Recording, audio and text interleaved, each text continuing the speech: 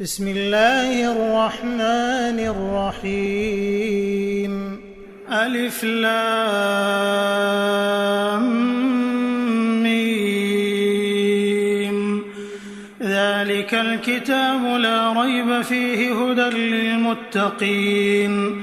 الذين يؤمنون بالغيب ويقيمون الصلاة ومما رزقناهم ينفقون والذين يؤمنون بما أنزل إليك وما أنزل من قبلك وبالآخرة هم يوقنون أولئك على هدى من ربهم وأولئك هم المفلحون. إن الذين كفروا سواء عليهم أأنذرتهم أم لم تنذرهم لا يؤمنون. ختم الله على قلوبهم وعلى سمعهم وعلى أبصارهم غشاوة ولهم عذاب عظيم. ومن الناس من يقول آمنا بالله وباليوم الآخر وما هم بمؤمنين يخادعون الله والذين آمنوا وما يخدعون إلا أنفسهم وما يشعرون. في قلوبهم مرض فزادهم الله مرضا ولهم عذاب أليم بما كانوا يكذبون. وإذا قيل لهم لا تفسدوا في الأرض قالوا إنما نحن مصلحون ألا إنهم هم المفسدون ولكن لا يشعرون. وإذا قيل لهم آمنوا كما آمن الناس قالوا أنؤمن كما آمن السفهاء ألا إنهم هم السفهاء ولكن لا يعلمون. وإذا لقوا الذين آمنوا قالوا آمنا وإذا خلوا إلى شياطينهم قالوا إنا معكم إنما نحن مستهزئون. الله يستهزئ بهم ويمدهم في طغيانهم يعمهون.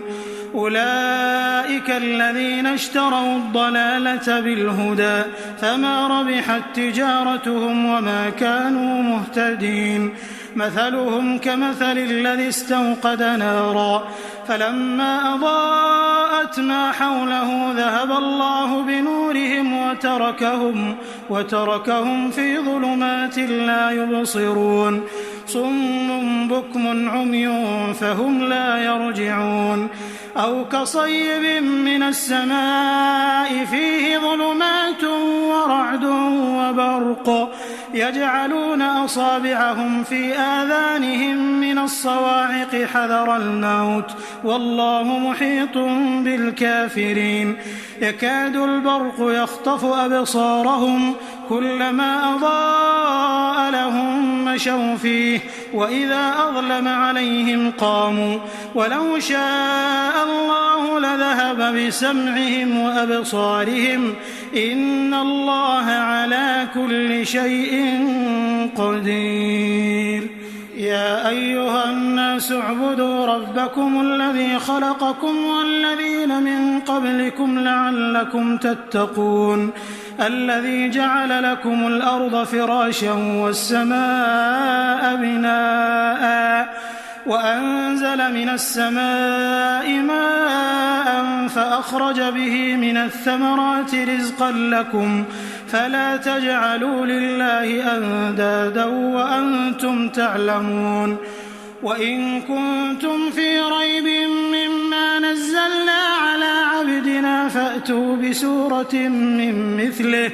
وادعوا شهداءكم من دون الله إن كنتم صادقين. فإن لم تفعلوا ولن تفعلوا فاتقوا النار التي وقودها الناس والحجارة أعدت للكافرين. وبشر الذين آمنوا وعملوا الصالحات أن لهم جنات تجري من تحتها الأنهار كلما رزقوا منها من ثمرة رزقا قالوا هذا الذي رزقنا من قبل وأتوا به متشابها ولهم فيها أزواج مطهرة وهم فيها خالدون إن الله لا يستحيي أن يضرب مثلا ما بعوضة فما فوقها فأما الذين آمنوا فيعلمون أنه الحق من ربهم وأما الذين كفروا فيقولون ماذا أراد الله بهذا مثلا يضل به كثيرا ويهدي به كثيرا وما يضل به إلا الفاسقين الذين ينقضون عهد الله من بعد ميثاقه ويقطعون ما أمر الله به أن يوصل ويفسدون في الأرض أولئك هم الخاسرون كيف تكفرون بالله وكنتم أمواتا فأحياكم ثم يميتكم ثم يحييكم ثم إليه ترجعون هو الذي خلق لكم ما في الأرض جميعا ثم استوى إلى السماء فسواهن 7 سماوات وهو بكل شيء عليم وإذ قال ربك للملائكة إني جاعل في الأرض خليفة قالوا أتجعل فيها من يفسد فيها ويسفك الدماء ونحن نسبح بحمدك ونقدس لك قال إني أعلم ما لا تعلمون وعلم آدم الأسماء كلها ثم عرضهم على الملائكة فقال أنبئوني بأسماء هؤلاء إن كنتم صادقين قالوا سبحانك لا علم لنا إلا ما علمتنا إنك أنت العليم الحكيم قال يا آدم أنبئهم بأسمائهم فلما أنبأهم بأسمائهم قال ألم أقل لكم إني أعلم غيب السماوات والأرض وأعلم ما تبدون وما كنتم تكتمون وإذ قلنا للملائكة اسجدوا لآدم فسجدوا إلا إبليس أبى واستكبر وكان من الكافرين وقلنا يا آدم اسكن أنت وزوجك الجنة وكلا منها رغدا حيث شئتما ولا تقربا هذه الشجرة فتكونا من الظالمين فأزلهما الشيطان عنها فأخرجهما مما كانا فيه وقلنا اهبطوا بعضكم لبعض عدو ولكم في الأرض مستقر ومتاع إلى حين فتلقى آدم من ربه كلمات فتاب عليه إنه هو التواب الرحيم قلنا اهبطوا منها جميعا فإما يأتينكم مني هدى فمن تبع هداي فلا خوف عليهم ولا هم يحزنون والذين كفروا وكذبوا بآياتنا أولئك أصحاب النار هم فيها خالدون يا بني إسرائيل اذكروا نعمتي التي أنعمت عليكم وأوفوا بعهدي أوف بعهدكم وإياي فارهبون وآمنوا بما أنزلت مصدقا لما معكم ولا تكونوا أول كافر به ولا تشتروا بآياتي ثمنا قليلا وإياي فاتقون ولا تلبسوا الحق بالباطل وتكتموا الحق وأنتم تعلمون وأقيموا الصلاة وآتوا الزكاة واركعوا مع الراكعين أتأمرون الناس بالبر وتنسون أنفسكم وأنتم تتلون الكتاب أفلا تعقلون واستعينوا بالصبر والصلاة وإنها لكبيرة إلا على الخاشعين الذين يظنون أنهم ملاقو ربهم وأنهم إليه راجعون يا بني إسرائيل اذكروا نعمتي التي أنعمت عليكم وأني فضلتكم على العالمين واتقوا يوما لا تجزي نفس عن نفس شيئا ولا يقبل منها شفاعة ولا يؤخذ منها عدل ولا هم ينصرون وإذ نجيناكم من آل فرعون يسومونكم سوء العذاب يذبحون أبناءكم ويستحيون نساءكم وفي ذلكم بلاء من ربكم عظيم وإذ فرقنا بكم البحر فأنجيناكم وأغرقنا آل فرعون وأنتم تنظرون وإذ واعدنا موسى 40 ليلة ثم اتخذتم العجل من بعده وأنتم ظالمون ثم عفونا عنكم من بعد ذلك لعلكم تشكرون وإذ آتينا موسى الكتاب والفرقان لعلكم تهتدون وإذ قال موسى لقومه يا قوم إنكم ظلمتم أنفسكم باتخاذكم العجل فتوبوا إلى بارئكم فاقتلوا أنفسكم ذلكم خير لكم عند بارئكم فتاب عليكم إنه هو التواب الرحيم وإذ قلتم يا موسى لن نؤمن لك حتى نرى الله جهرة فأخذتكم الصاعقة وأنتم تنظرون ثم بعثناكم من بعد موتكم لعلكم تشكرون وظللنا عليكم الغمام وأنزلنا عليكم المن والسلوى كلوا من طيبات ما رزقناكم وما ظلمونا ولكن كانوا أنفسهم يظلمون وإذ قلنا ادخلوا هذه القرية فكلوا منها حيث شئتم رغدا وادخلوا الباب سجدا وقولوا حطة نغفر لكم خطاياكم وسنزيد المحسنين فبدل الذين ظلموا قولا غير الذي قيل لهم فأنزلنا على الذين ظلموا رجزا من السماء بما كانوا يفسقون وإذ استسقى موسى لقومه فقلنا اضرب بعصاك الحجر فانفجرت منه 12 عينا قد علم كل أناس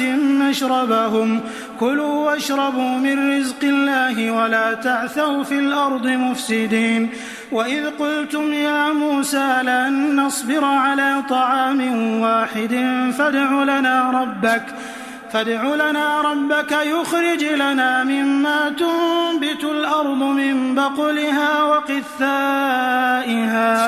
من بقلها وقثائها وفومها وعدسها وبصلها قال أتستبدلون الذي هو أدنى بالذي هو خير اهبطوا مصرا فإن لكم ما سألتم وضربت عليهم الذلة والمسكنة وباءوا بغضب من الله ذلك بأنهم كانوا يكفرون بآيات الله ويقتلون النبيين بغير الحق ذلك بما عصوا وكانوا يعتدون إن الذين آمنوا والذين هادوا والنصارى والصابئين من آمن بالله واليوم الآخر وعمل صالحا فلهم أجرهم عند ربهم ولا خوف عليهم ولا هم يحزنون وإذ أخذنا ميثاقكم ورفعنا فوقكم الطور خذوا ما آتيناكم بقوة واذكروا ما فيه لعلكم تتقون ثم توليتم من بعد ذلك فلولا فضل الله عليكم ورحمته لكنتم من الخاسرين ولقد علمتم الذين اعتدوا منكم في السبت فقلنا لهم كونوا قردة خاسئين فجعلناها نكالا لما بين يديها وما خلفها وموعظة للمتقين. وإذ قال موسى لقومه إن الله يأمركم أن تذبحوا بقرة قالوا أتتخذنا هزوا قال أعوذ بالله أن أكون من الجاهلين. قالوا ادع لنا ربك يبين لنا ما هي قال إنه يقول إنها بقرة لا فارض ولا بكر عوان بين ذلك فافعلوا ما تؤمرون. قالوا ادع لنا ربك يبين لنا ما لونها قال إنه يقول إنها بقرة صفراء فاقع لونها تسر الناظرين. قالوا ادع لنا ربك يبين لنا ما هي إن البقرة شابه علينا وإنا إن شاء الله لمهتدون. قال إنه يقول إنها بقرة لا ذلول تثير الأرض ولا تسقي الحرث مسلمة لا شية فيها. قالوا الآن جئت بالحق فذبحوها وما كادوا يفعلون. وإذ قتلتم نفسا فادارأتم فيها والله مخرج ما كنتم تكتمون. فقلنا اضربوه ببعضها كذلك يحيي الله الموتى ويريكم آياته لعلكم تعقلون. ثم قست قلوبكم من بعد ذلك فهي كالحجارة أو أشد قسوة وإن من الحجارة لما يتفجر منه الأنهار وإن منها لما يشقق فيخرج منه الماء وإن منها لما يهبط من خشية الله وما الله بغافل عما تعملون. أفتطمعون أن يؤمنوا لكم وقد كان فريق منهم يسمعون كلام الله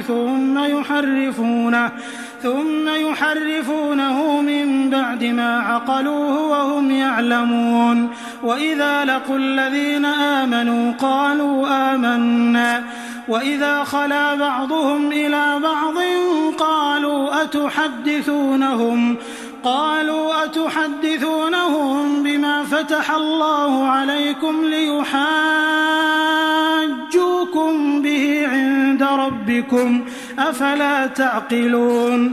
أولا يعلمون أن الله يعلم ما يسرون وما يعلنون. ومنهم أميون لا يعلمون الكتاب إلا أماني وإن هم إلا يظنون. فويل للذين يكتبون الكتاب بأيديهم ثم يقولون هذا من عند الله ليشتروا به ثمنا قليلا فويل لهم مما كتبت أيديهم وويل لهم مما يكسبون. وقالوا لن تمسنا النار إلا أياما معدودة قل أتخذتم عند الله عهدا فلن يخلف الله عهده أم تقولون على الله ما لا تعلمون. بلى من كسب سيئة وأحاطت به خطيئته فأولئك أصحاب النار هم فيها خالدون. والذين آمنوا وعملوا الصالحات أولئك أصحاب الجنة هم فيها خالدون. وإذ أخذنا ميثاق بني إسرائيل لا تعبدون إلا الله وبالوالدين إحسانا وذي القربى واليتامى والمساكين وقولوا للناس حسنا وأقيموا الصلاة وآتوا الزكاة ثم توليتم إلا قليلا منكم وأنتم معرضون وإذ أخذنا ميثاقكم لا تسفكون دماءكم ولا تخرجون أنفسكم من دياركم ثم أقررتم وأنتم تشهدون ثم أنتم هؤلاء تقتلون أنفسكم وتخرجون فريقا منكم من ديارهم تظاهرون عليهم بالإثم والعدوان وإن يأتوكم أسارى تفادوهم وهو محرم عليكم إخراجهم أفتؤمنون ببعض الكتاب وتكفرون ببعض فما جزاء من يفعل ذلك منكم إلا خزي في الحياة الدنيا ويوم القيامة يردون إلى أشد العذاب وما الله بغافل عما تعملون أولئك الذين اشتروا الحياة الدنيا بالآخرة فلا يخفف عنهم العذاب ولا هم ينصرون ولقد آتينا موسى الكتاب وقفينا من بعده بالرسل وآتينا عيسى ابن مريم البينات وأيدناه بروح القدس أفكلما جاءكم رسول بما لا تهوى أنفسكم استكبرتم ففريقا كذبتم وفريقا تقتلون وقالوا قلوبنا غلف بل لعنهم الله بكفرهم فقليلا ما يؤمنون ولما جاءهم كتاب من عند الله مصدق لما معهم وكانوا من قبل يستفتحون على الذين كفروا فلما جاءهم ما عرفوا كفروا به فلعنة الله على الكافرين بئس ما اشتروا به أنفسهم أن يكفروا بما أنزل الله بغيا أن ينزل الله من فضله على من يشاء من عباده فباءوا بغضب على غضب وللكافرين عذاب مهين وإذا قيل لهم آمنوا بما أنزل الله قالوا نؤمن بما أنزل علينا ويكفرون بما وراءه وهو الحق مصدقا لما معهم قل فلم تقتلون أنبياء الله من قبل إن كنتم مؤمنين ولقد جاءكم موسى بالبينات ثم اتخذتم العجل من بعده وأنتم ظالمون وإذ أخذنا ميثاقكم ورفعنا فوقكم الطور خذوا ما آتيناكم بقوة واسمعوا قالوا سمعنا وعصينا وأشربوا في قلوبهم العجل بكفرهم قل بئس ما يأمركم به إيمانكم إن كنتم مؤمنين قل إن كانت لكم الدار الآخرة عند الله خالصة من دون الناس فتمنوا الموت إن كنتم صادقين ولن يتمنوه أبدا بما قدمت أيديهم والله عليم بالظالمين ولتجدنهم أحرص الناس على حياة ومن الذين أشركوا يود أحدهم لو يعمر 1000 سنة وما هو بمزحزحه من العذاب أن يعمر والله بصير بما يعملون قل من كان عدوا لجبريل فإنه نزله على قلبك بإذن الله مصدقا لما بين يديه وهدى وبشرى للمؤمنين من كان عدوا لله وملائكته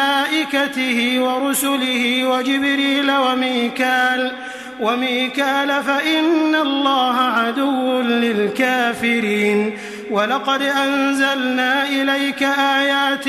بينات وما يكفر بها إلا الفاسقون أوكلما عاهدوا عهدا نبذه فريق منهم بل أكثرهم لا يؤمنون ولما جاءهم رسول من عند الله مصدق لما معهم نبذ فريق من الذين أوتوا الكتاب كتاب الله وراء ظهورهم كأنهم لا يعلمون واتبعوا ما تتلو الشياطين على ملك سليمان وما كفر سليمان ولكن الشياطين كفروا يعلمون الناس السحر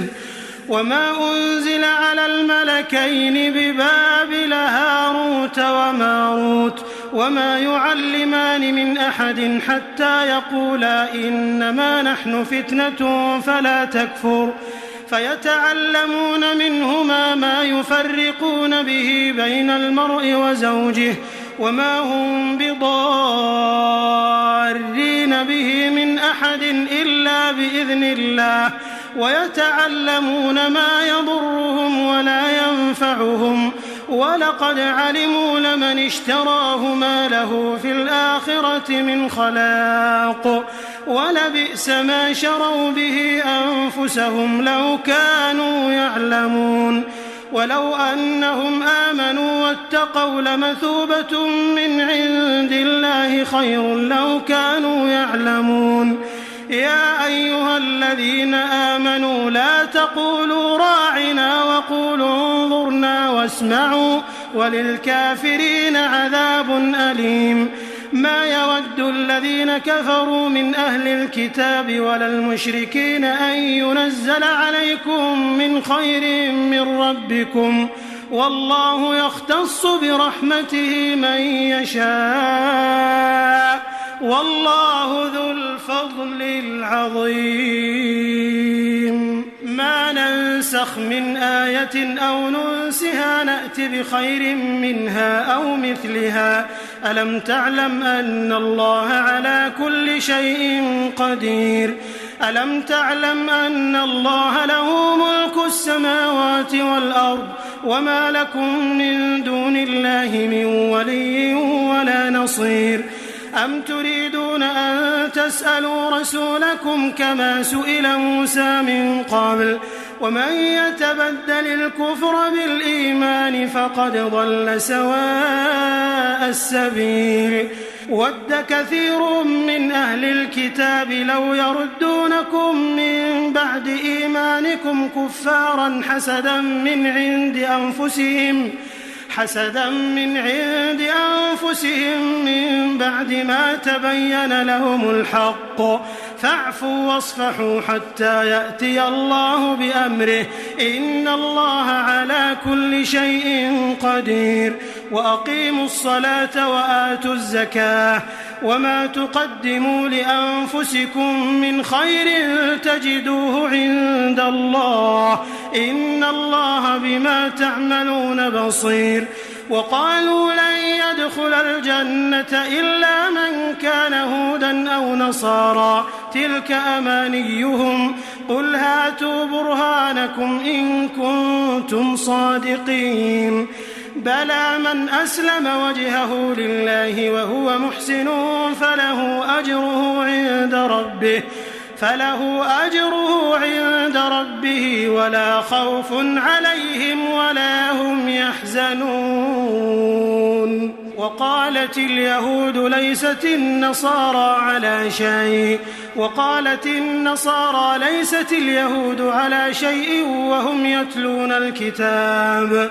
كذلك قال الذين لا يعلمون مثل قولهم فالله يحكم بينهم يوم القيامة فيما كانوا فيه يختلفون ومن أظلم ممن منع مساجد الله أن يذكر فيها اسمه وسعى في خرابها أولئك ما كان لهم أن يدخلوها إلا خائفين لهم في الدنيا خزي ولهم في الآخرة عذاب عظيم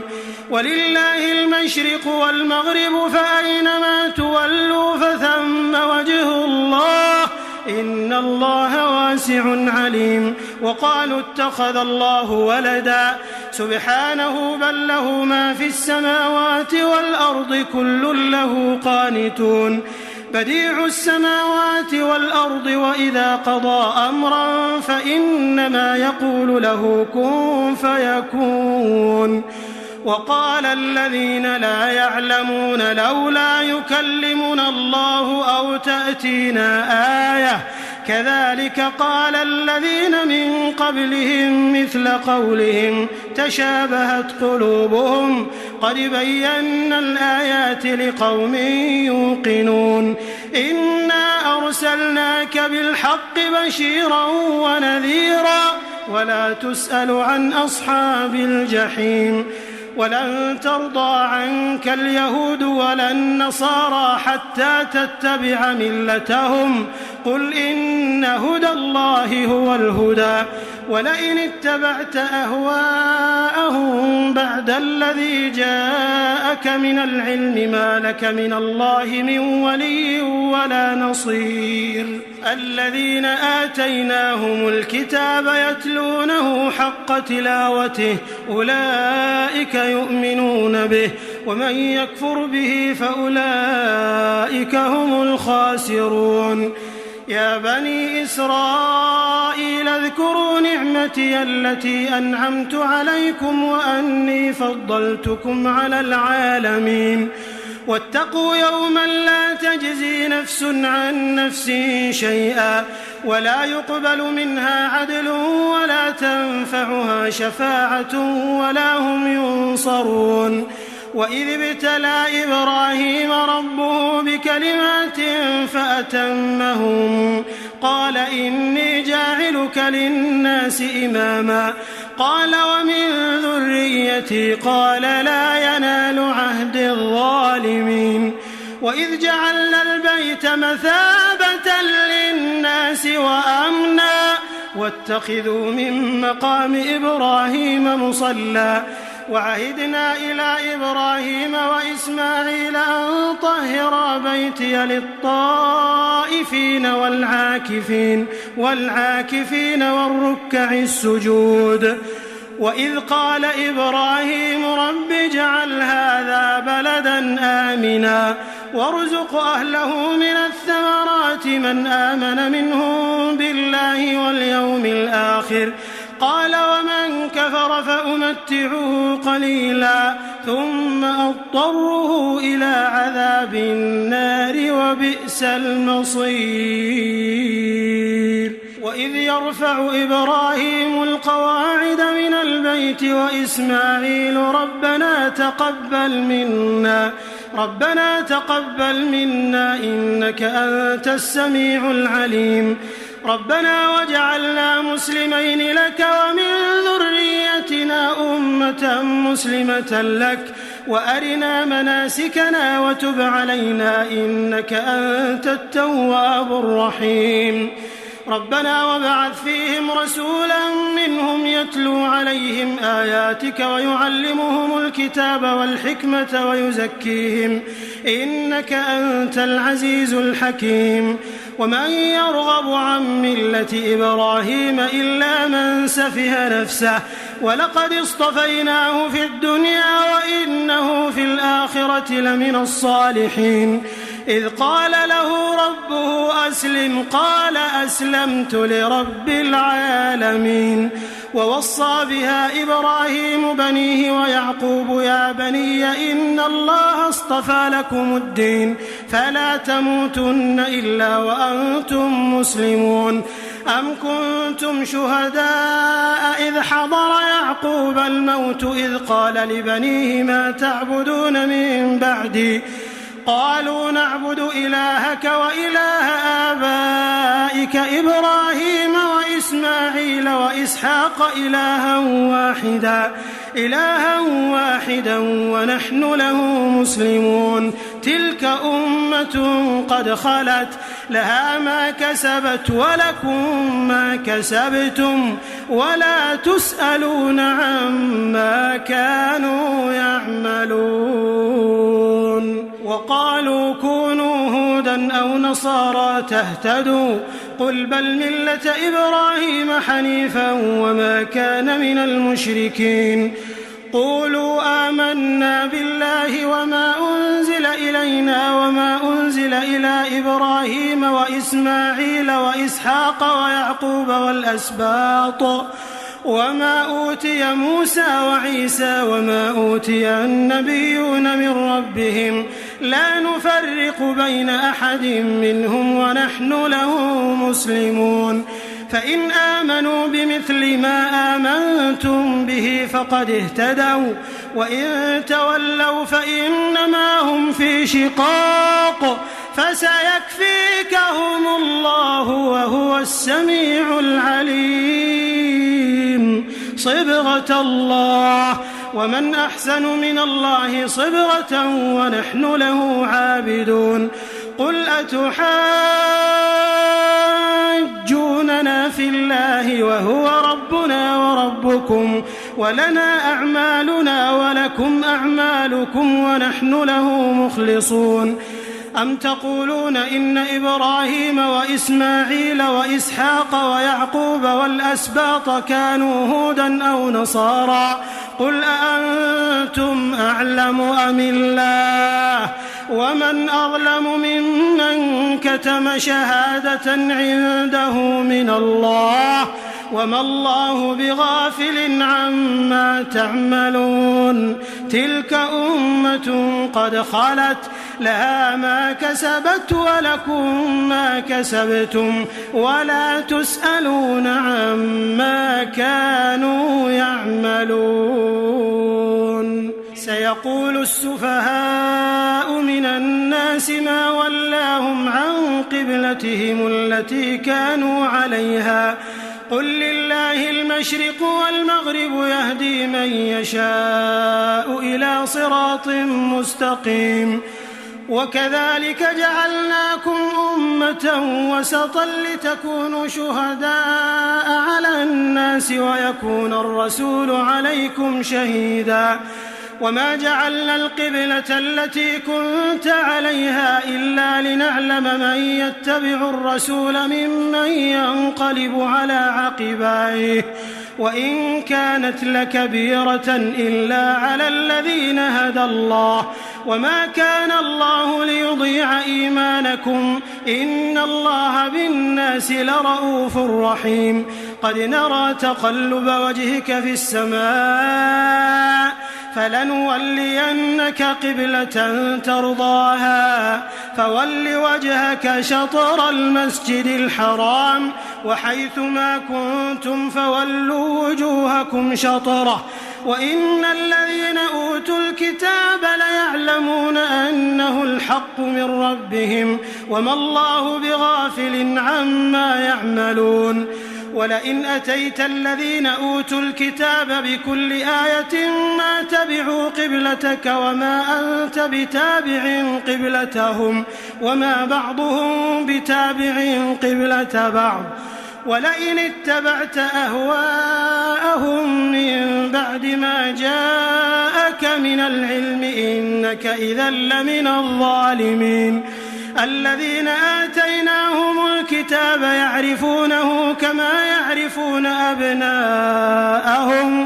وإن فريقا منهم ليكتمون الحق وهم يعلمون الحق من ربك فلا تكونن من الممترين ولكل وجهة هو موليها فاستبقوا الخيرات أينما تكونوا يأت بكم الله جميعا إن الله على كل شيء قدير ومن حيث خرجت فول وجهك شطر المسجد الحرام وإنه للحق من ربك وما الله بغافل عما تعملون ومن حيث خرجت فول وجهك شطر المسجد الحرام وحيث ما كنتم فولوا وجوهكم شطره لئلا يكون للناس عليكم حجة إلا الذين ظلموا منهم فلا تخشوهم واخشوني ولأتم نعمتي عليكم ولعلكم تهتدون كما أرسلنا فيكم رسولا منكم يتلو عليكم آياتنا ويزكيكم ويعلمكم الكتاب والحكمة ويعلمكم ما لم تكونوا تعلمون فاذكروني أذكركم واشكروا لي ولا تكفرون يا أيها الذين آمنوا استعينوا بالصبر والصلاة إن الله مع الصابرين ولا تقولوا لمن يقتل في سبيل الله أموات بل أحياء ولكن لا تشعرون ولنبلونكم بشيء من الخوف والجوع ونقص من الأموال والأنفس والثمرات وبشر الصابرين الذين إذا أصابتهم مصيبة قالوا إنا لله وإنا إليه راجعون أولئك عليهم صلوات من ربهم ورحمة وأولئك هم المهتدون إن الصفا والمروة من شعائر الله فمن حج البيت أو اعتمر فلا جناح عليه أن يطوف بهما ومن تطوع خيرا فإن الله شاكر عليم إن الذين يكتمون ما أنزلنا من البينات والهدى من بعد ما بيناه للناس في الكتاب أولئك يلعنهم الله ويلعنهم اللاعنون إلا الذين تابوا وأصلحوا وبينوا فأولئك أتوب عليهم وأنا التواب الرحيم إن الذين كفروا وماتوا وهم كفار أولئك عليهم لعنة الله والملائكة والناس أجمعين خالدين فيها لا يخفف عنهم العذاب ولا هم ينظرون وإلهكم إله واحد لا إله إلا هو الرحمن الرحيم إن في خلق السماوات والأرض واختلاف الليل والنهار والفلك التي تجري في البحر بما ينفع الناس وما أنزل الله من السماء من ماء فأحيا به الأرض بعد موتها وبث فيها من كل دابة وتصريف الرياح والسحاب المسخر بين السماء والأرض لآيات لقوم يعقلون ومن الناس من يتخذ من دون الله أندادا يحبونهم كحب الله والذين آمنوا أشد حبا لله ولو يرى الذين ظلموا إذ يرون العذاب أن القوة لله جميعا وأن الله شديد العذاب إذ تبرأ الذين اتبعوا من الذين اتبعوا ورأوا العذاب وتقطعت بهم الأسباب وقال الذين اتبعوا لو أن لنا كرة فنتبرأ منهم كما تبرأوا منا كذلك يريهم الله أعمالهم حسرات عليهم وما هم بخارجين من النار. يا أيها الناس كلوا مما في الأرض حلالا طيبا ولا تتبعوا خطوات الشيطان إنه لكم عدو مبين. إنما يأمركم بالسوء والفحشاء وأن تقولوا على الله ما لا تعلمون. وإذا قيل لهم اتبعوا ما أنزل الله قالوا بل نتبع ما ألفينا عليه آباءنا أولو كان آباؤهم لا يعقلون شيئا ولا يهتدون. ومثل الذين كفروا كمثل الذي ينعق بما لا يسمع إلا دعاء ونداء صم بكم عمي فهم لا يعقلون. يا أيها الذين آمنوا كلوا من طيبات ما رزقناكم واشكروا لله إن كنتم إياه تعبدون. إنما حرم عليكم الميتة والدم ولحم الخنزير وما أهل به لغير الله فمن اضطر غير باغ ولا عاد فلا إثم عليه إن الله غفور رحيم. إن الذين يكتمون ما أنزل الله من الكتاب ويشترون به ثمنا قليلا أولئك ما يأكلون في بطونهم إلا النار ولا يكلمهم الله يوم القيامة ولا يزكيهم ولهم عذاب أليم. أولئك الذين اشتروا الضلالة بالهدى والعذاب بالمغفرة فما أصبرهم على النار ذلك بأن الله نزل الكتاب بالحق وإن الذين اختلفوا في الكتاب لفي شقاق بعيد. ليس البر أن تولوا وجوهكم قبل المشرق والمغرب ولكن البر من آمن بالله واليوم الآخر والملائكة والكتاب والنبيين وآتى المال على حبه ذوي القربى واليتامى والمساكين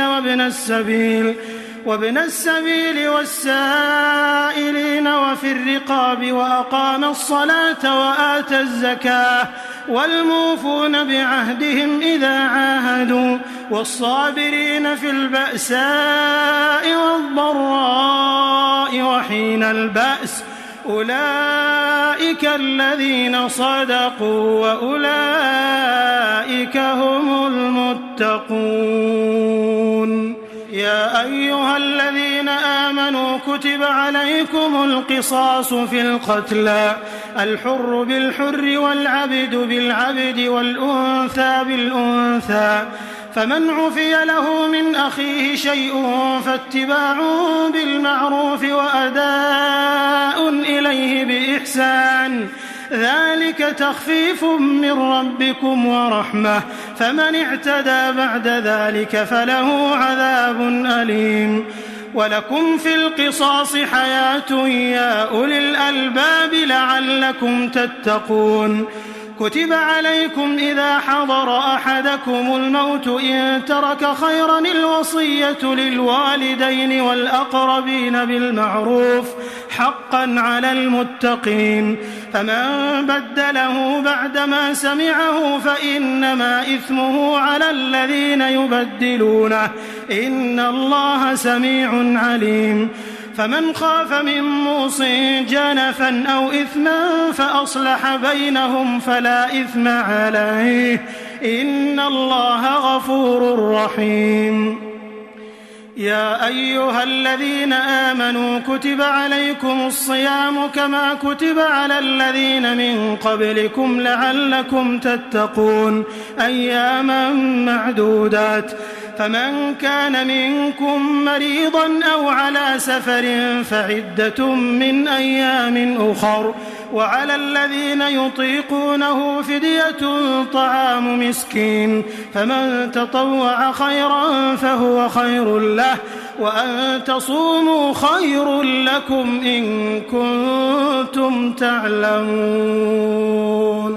شهر رمضان الذي أنزل فيه القرآن هدى للناس وبينات من الهدى والفرقان فمن شهد منكم الشهر فليصم ومن كان مريضا أو على سفر فعدة من أيام أخر يريد الله بكم اليسر ولا يريد بكم العسر ولتكملوا العدة ولتكبروا الله على ما هداكم ولعلكم تشكرون. وإذا سألك عبادي عني فإني قريب أجيب دعوة الداع إذا دعان فليستجيبوا لي وليؤمنوا بي لعلهم يرشدون.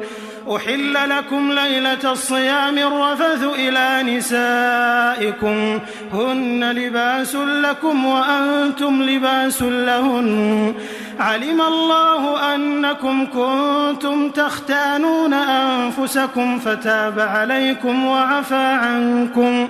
فالآن باشروهن وابتغوا ما كتب الله لكم وكلوا واشربوا حتى يتبين لكم الخيط الأبيض من الخيط الأسود من الفجر ثم أتموا الصيام إلى الليل ولا تباشروهن وأنتم عاكفون في المساجد تلك حدود الله فلا تقربوها كذلك يبين الله آياته للناس لعلهم يتقون. ولا تأكلوا أموالكم بينكم بالباطل وتدلوا بها إلى الحكام لتأكلوا فريقا من أموال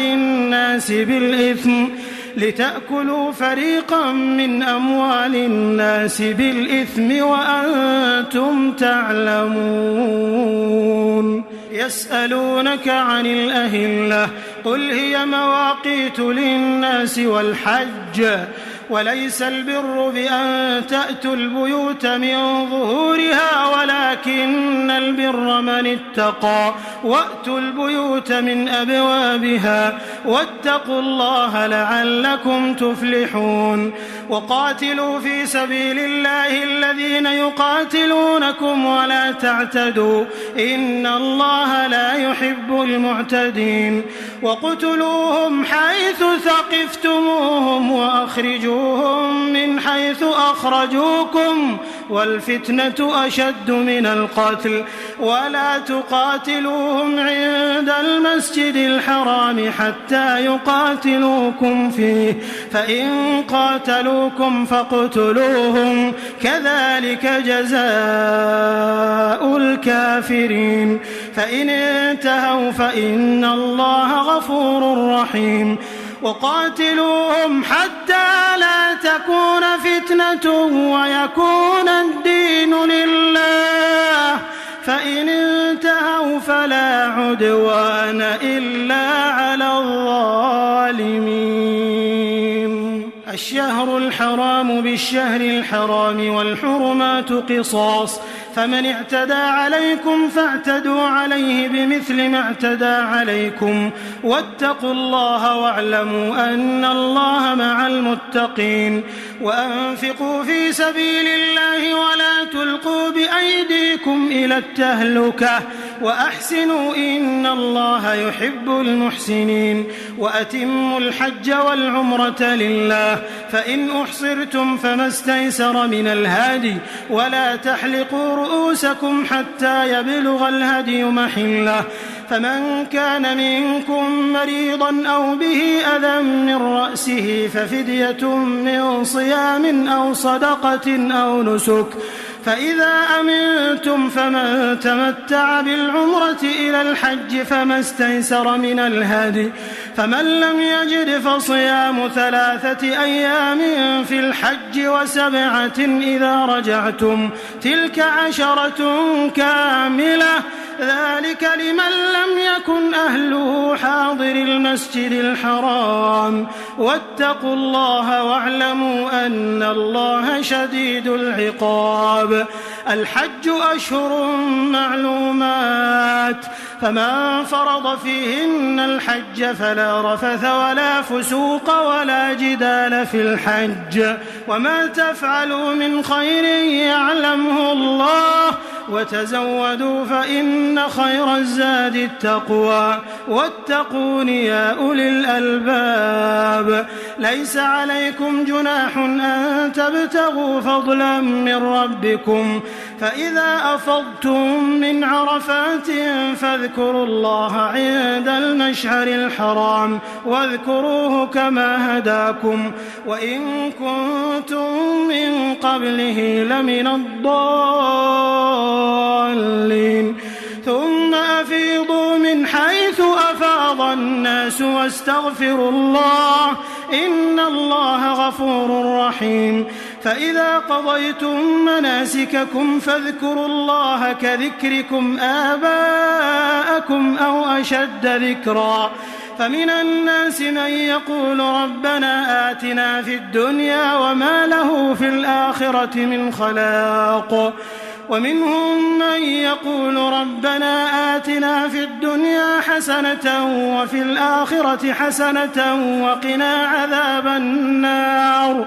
أولئك لهم نصيب مما كسبوا والله سريع الحساب. واذكروا الله في أيام معدودات فمن تعجل في يومين فلا إثم عليه ومن تأخر فلا إثم عليه لمن اتقى واتقوا الله واعلموا أنكم إليه تحشرون.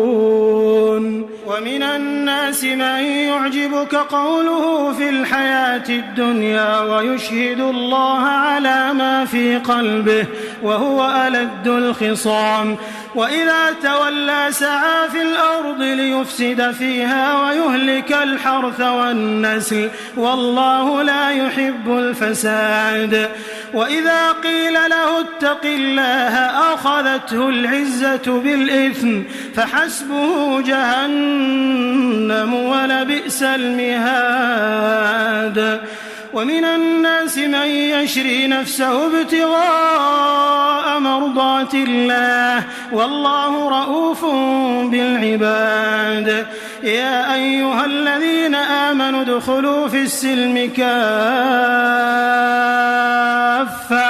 ولا تتبعوا خطوات الشيطان إنه لكم عدو مبين. فإن زللتم من بعد ما جاءتكم البينات فاعلموا أن الله عزيز حكيم.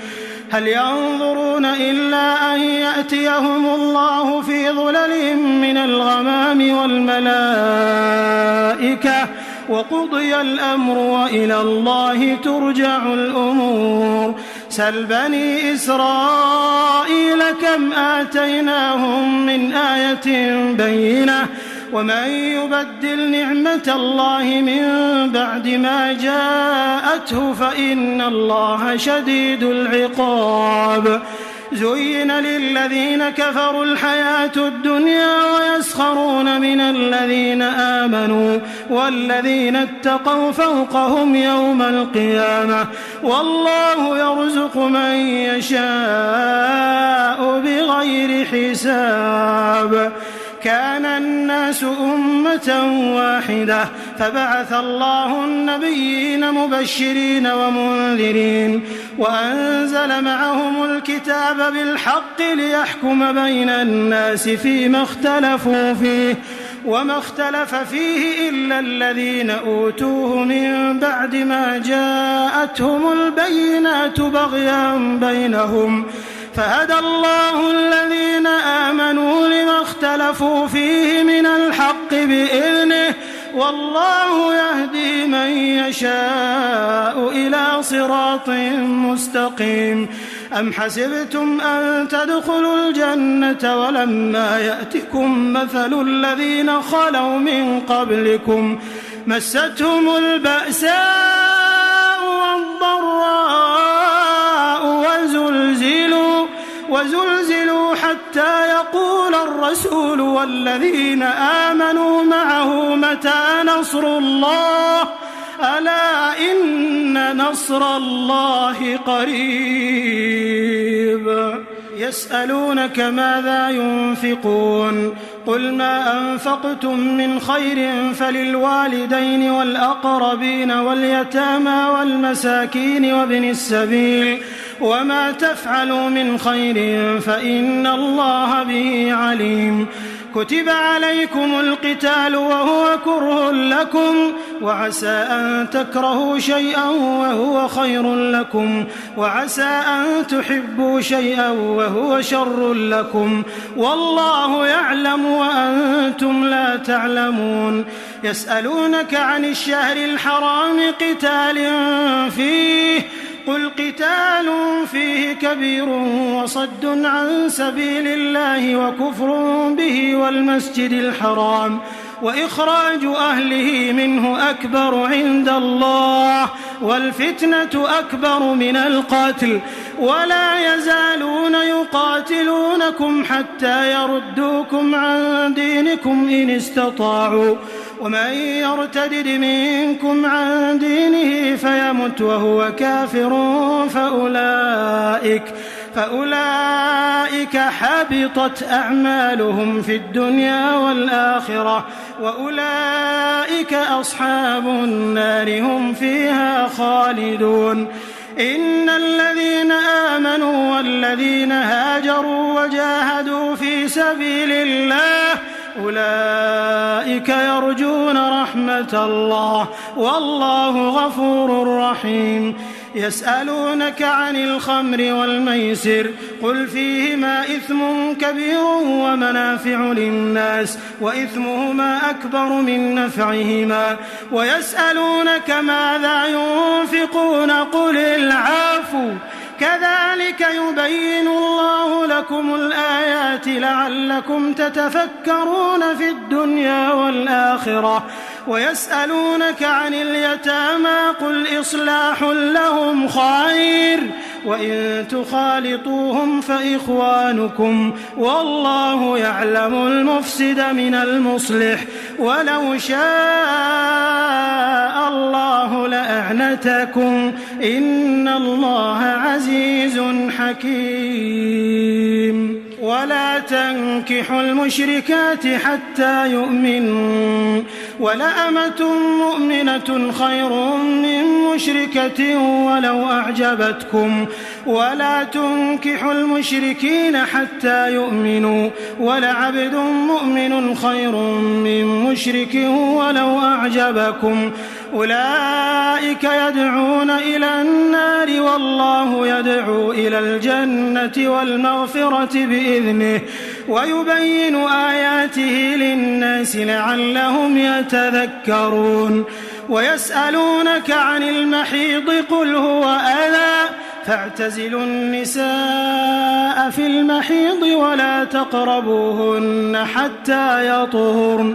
فإذا تطهرن فأتوهن من حيث أمركم الله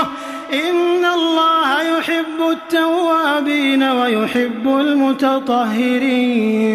نساؤكم حرث لكم فأتوا حرثكم أنى شئتم وقدموا لأنفسكم واتقوا الله واعلموا أنكم ملاقوه وبشر المؤمنين. ولا تجعلوا الله عرضة لأيمانكم أن تبروا وتتقوا وتصلحوا بين الناس والله سميع عليم. لا يؤاخذكم الله باللغو في أيمانكم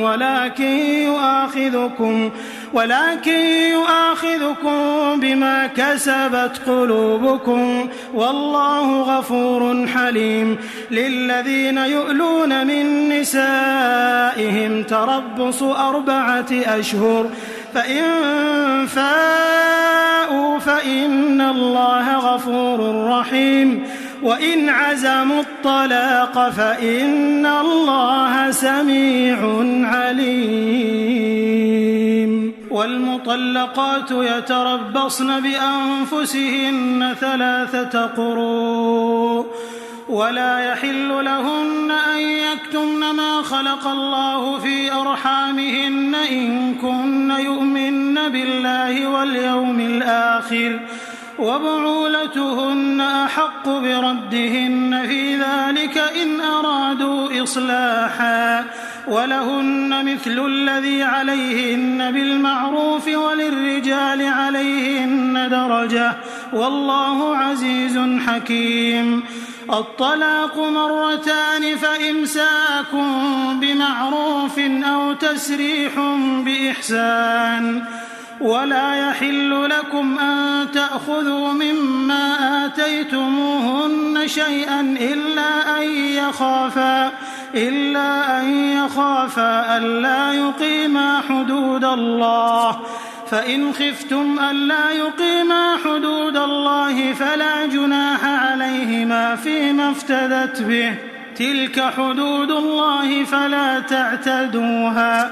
ومن يتعد حدود الله فأولئك هم الظالمون.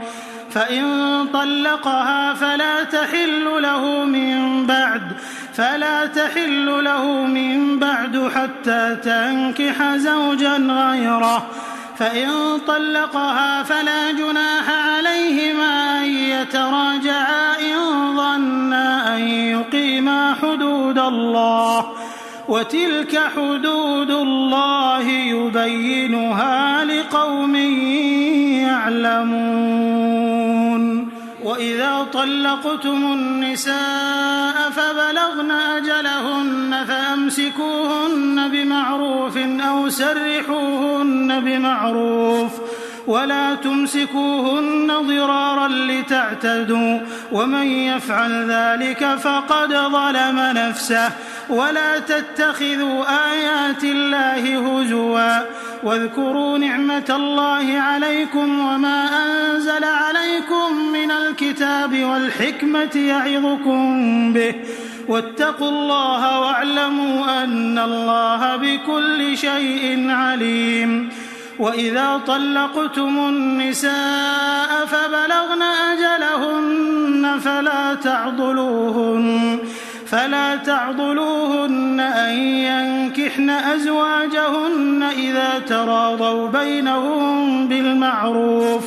ذلك يوعظ به من كان منكم يؤمن بالله واليوم الآخر ذلكم أزكى لكم وأطهر والله يعلم وأنتم لا تعلمون.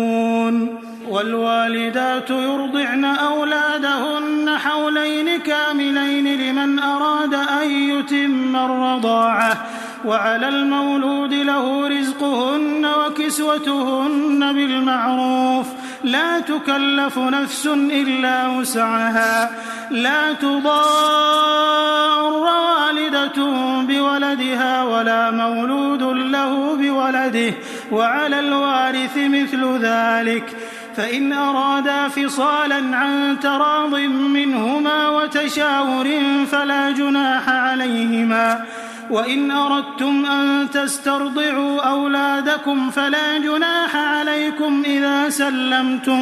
إذا سلمتم ما آتيتم بالمعروف واتقوا الله واعلموا أن الله بما تعملون بصير. والذين يتوفون منكم ويذرون أزواجا يتربصن بأنفسهن 4 أشهر و10 فإذا بلغن أجلهن فلا جناح عليكم فيما فعلن في أنفسهن بالمعروف والله بما تعملون خبير. ولا جناح عليكم فيما عرضتم به من خطبة النساء أو أكننتم في أنفسكم علم الله أنكم ستذكرونهن ولكن لا تواعدوهن سرا إلا أن تقولوا قولا معروفا ولا تعزموا عقدة النكاح حتى يبلغ الكتاب أجله واعلموا أن الله يعلم ما في أنفسكم فاحذروه واعلموا أن الله غفور حليم. لا جناح عليكم إن طلقتم النساء ما لم تمسوهن أو تفرضوا لهن فريضة ومتعوهن على الموسع قدره وعلى المقتر قدره متاعا بالمعروف حقا على المحسنين. وإن طلقتموهن من قبل أن تمسوهن وقد فرضتم لهن فريضة فنصف ما فرضتم إلا أن يعفون أو يعفو الذي بيده عقدة النكاح وأن تعفوا أقرب للتقوى ولا تنسوا الفضل بينكم إن الله بما تعملون بصير. حافظوا على الصلوات والصلاة الوسطى وقوموا لله قانتين. فإن خفتم فرجالا أو ركبانا فإذا أمنتم فاذكروا الله كما علمكم ما لم تكونوا تعلمون. والذين يتوفون منكم ويذرون أزواجا وصية لأزواجهم متاعا إلى الحول غير إخراج فإن خرجن فلا جناح عليكم فيما فعلن في أنفسهن من معروف والله عزيز حكيم. وللمطلقات متاع بالمعروف حقا على المتقين كذلك يبين الله لكم آياته لعلكم تعقلون. ألم تر إلى الذين خرجوا من ديارهم وهم ألوف حذر الموت فقال لهم الله موتوا ثم أحياهم إن الله لذو فضل على الناس ولكن أكثر الناس لا يشكرون.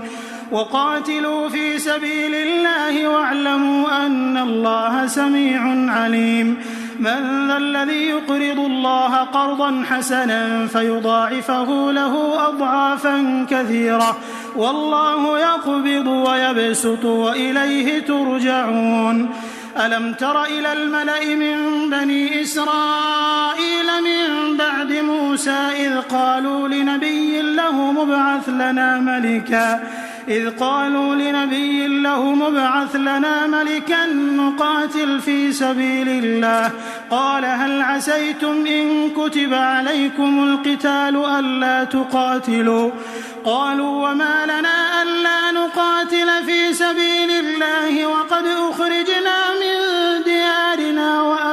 وأبنائنا فلما كتب عليهم القتال تولوا إلا قليلا منهم والله عليم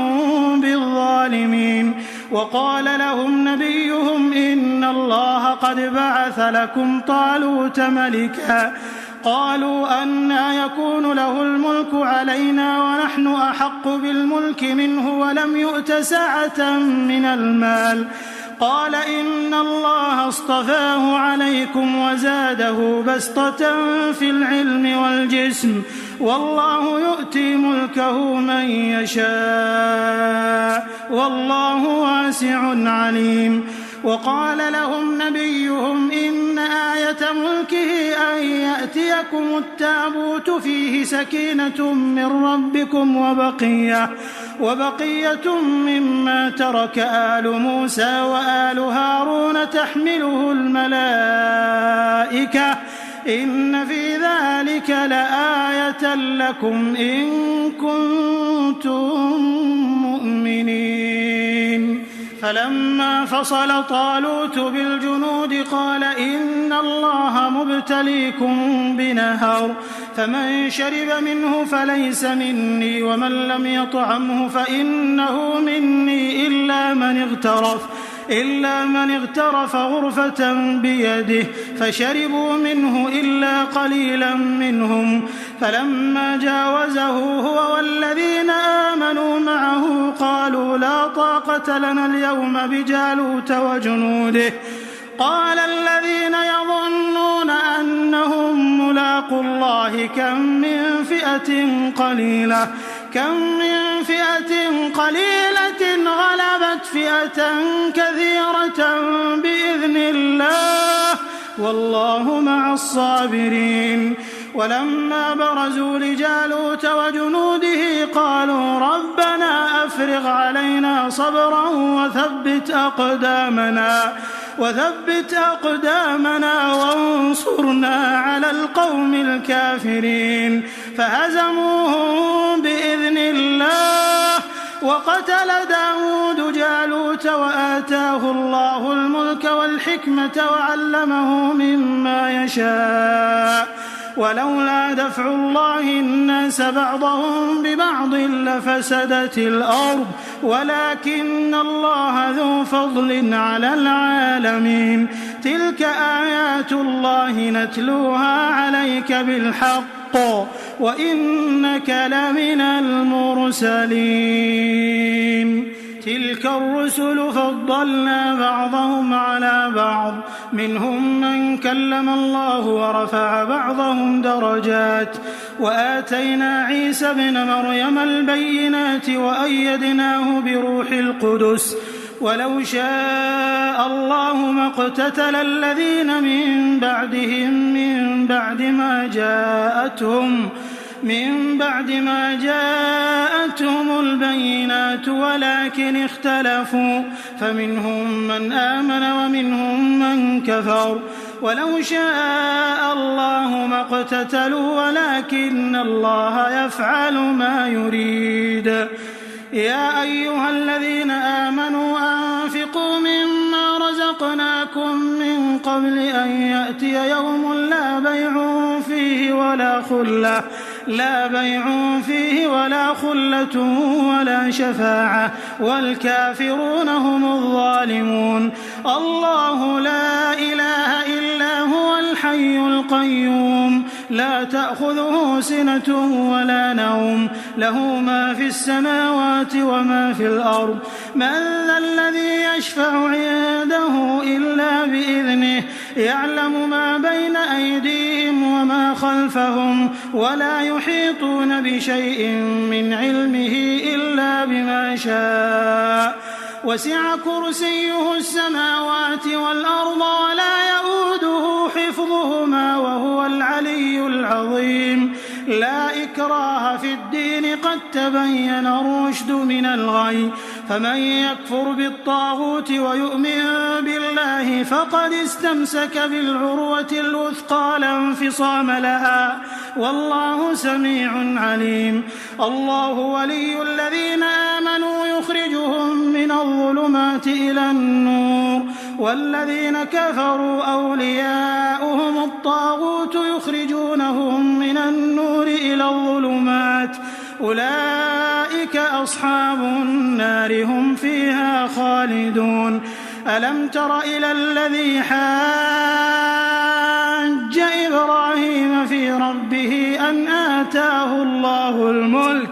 إذ قال إبراهيم ربي الذي يحيي ويميت قال أنا أحيي وأميت قال إبراهيم فإن الله يأتي بالشمس من المشرق فأت بها من المغرب فبهت الذي كفر والله لا يهدي القوم الظالمين أو كالذي مر على قرية وهي خاوية على عروشها قال أنى يحيي هذه الله بعد موتها فأماته الله 100 عام ثم بعثه قال كم لبثت قال لبثت يوما أو بعض يوم قال بل لبثت 100 عام فانظر إلى طعامك وشرابك لم يتسنه وانظر إلى حمارك ولنجعلك آية للناس وانظر إلى العظام كيف ننشزها ثم نكسوها لحما فلما تبين له قال أعلم أن الله على كل شيء قدير. وإذ قال إبراهيم رب أرني كيف تحيي الموتى قال أولم تؤمن قال بلى ولكن ليطمئن قلبي قال فخذ 4 من الطير فصرهن إليك ثم اجعل على كل جبل منهن جزءا ثم ادعهن يأتينك سعيا واعلم أن الله عزيز حكيم. مثل الذين ينفقون أموالهم في سبيل الله كمثل حبة أنبتت 7 سنابل في كل سنبلة 100 حبة والله يضاعف لمن يشاء والله واسع عليم. الذين ينفقون أموالهم في سبيل الله ثم لا يتبعون ما أنفقوا منا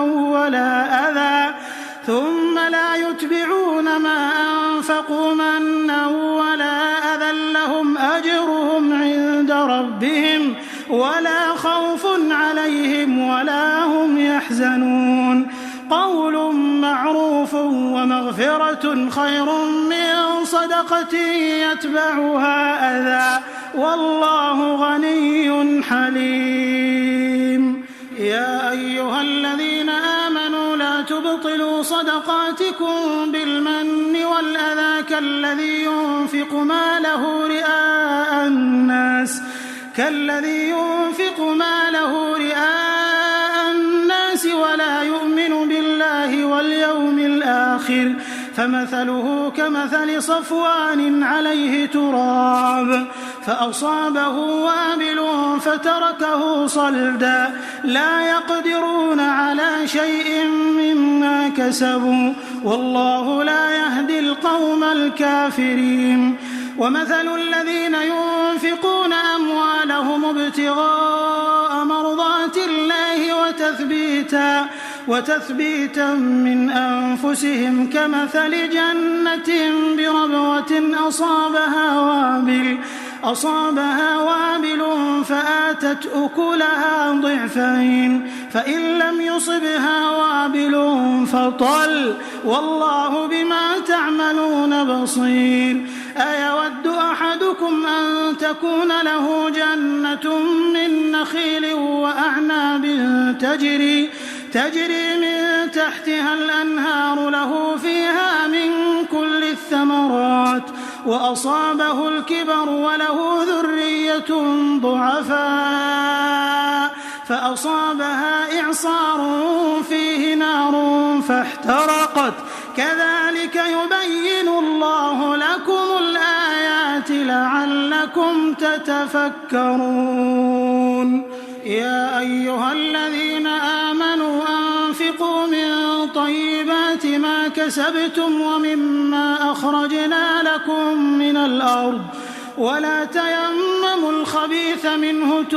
تنفقون ولستم بآخذيه إلا أن تغمضوا فيه واعلموا أن الله غني حميد.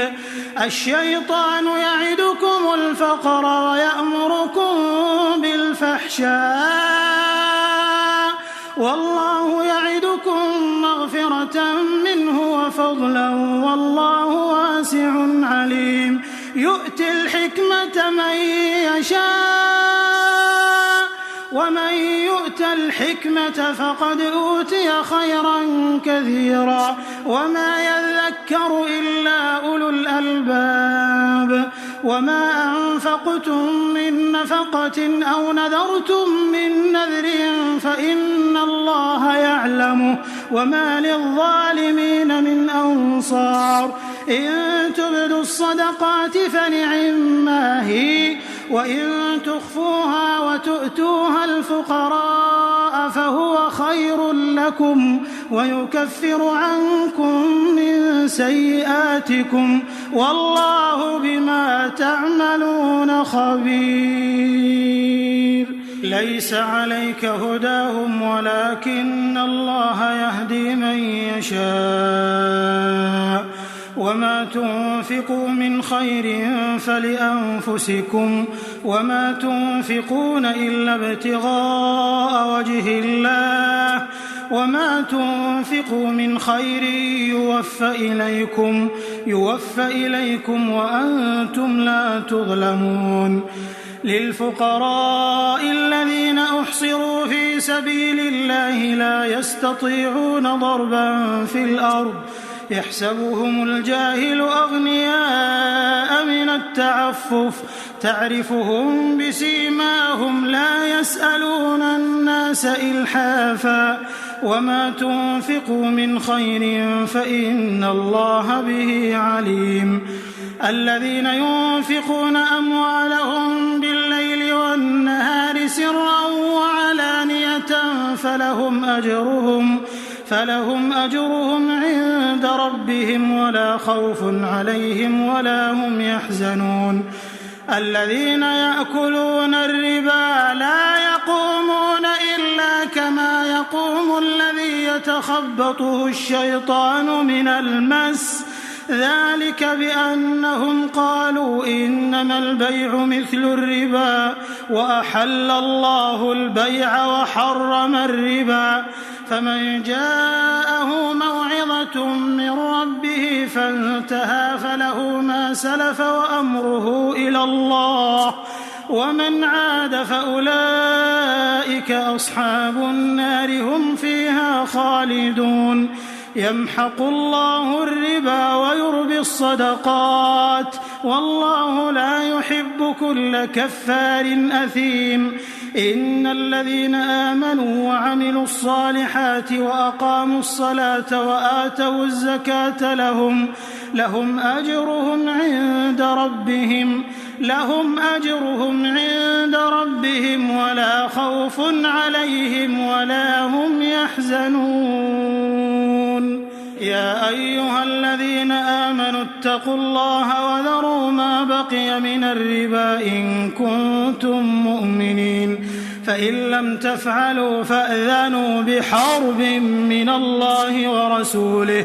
وإن تبتم فلكم رؤوس أموالكم لا تظلمون ولا تظلمون. وإن كان ذو عسرة فنظرة إلى ميسرة وأن تصدقوا خير لكم إن كنتم تعلمون. واتقوا يوما ترجعون فيه إلى الله ثم توفى كل نفس ما كسبت وهم لا يظلمون.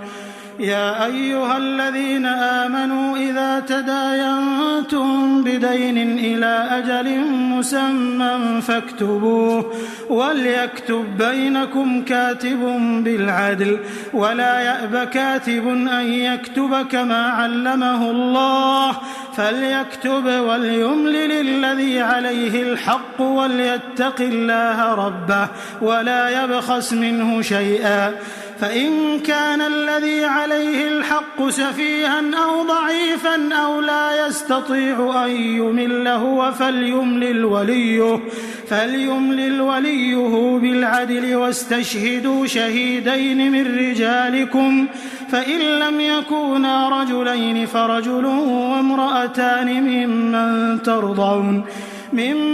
ترضون من الشهداء أن تضل إحداهما فتذكر إحداهما الأخرى ولا يأبى الشهداء إذا ما دعوا ولا تسأموا أن تكتبوه صغيرا أو كبيرا إلى أجله ذلكم أقسط عند الله وأقوم للشهادة وأدنى ألا ترتابوا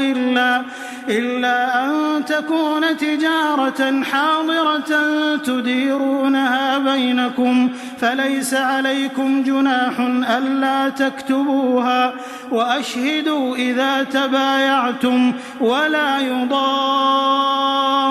كاتب ولا شهيد وإن